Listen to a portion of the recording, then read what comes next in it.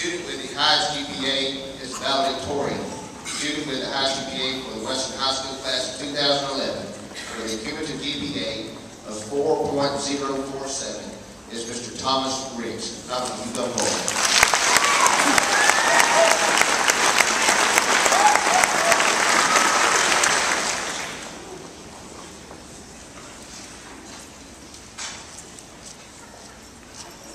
Shipwright knew exactly which tree was needed to build a certain ship.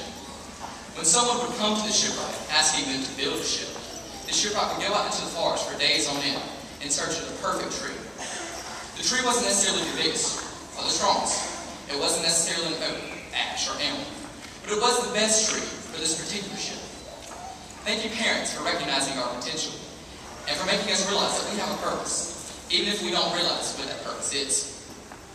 After the tree was felled, the shipwright would then take it and start about carving, splitting, and crafting until he got the shape of the keel. The keel is one of the most fundamental parts of the structure of the boat. For everything else on the ship is built upon the keel.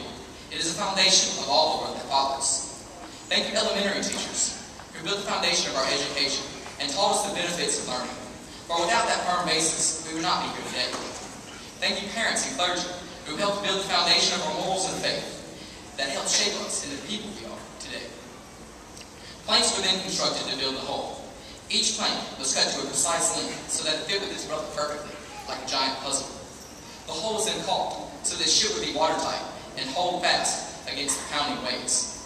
The shipwright built the hull strong and smooth so that it would glide through the water with minimal resistance, bearing the brunt of the force of the ocean. Thank you to the teachers like Ms. Clopton, Ms. Jackson, and Mr. Hucks, who added to and rebuilt our knowledge so that our further education will be a much smoother ride. Many other things were then done to the ship. The deck was constructed, the mast was fixed, and the rudder was crafted. The rudder was cut to the exact size and shape to fit the ship. It would be used to guide and steer the ship across the open sea and through the treacherous narrows. Thank you to the people in our lives who guided us in the right direction, and in the process taught us how to steer ourselves. The last part of the ship to be fitted wasn't necessarily the most important. Every part of the ship is equally important, but it was the most recognizable part of the ship. The sails were sewn, seamless, perfectly. They would be the power that propelled the ship onward. They would fly high and strong, moving the ship along when it seemed that nothing else could. Thank you to the teachers like Mr. Martin and Mr. Brown, who taught us how to use and build our ingenuity and imagination to push on and not give up. We're now leaving our harbor home for the wide expanses of the open sea. We'll make many ports of call along the way. Some may be rich and extravagant. Some may be dirty and wretched. We may like some of them better than our first harbor, and some we may even make our new home harbor. But we'll never forget the hard work and dedication that was put into us at our first harbor home. We may believe that we have faced many storms in our relatively safe harbor, but we'll be on our own now in the expanses of the ocean.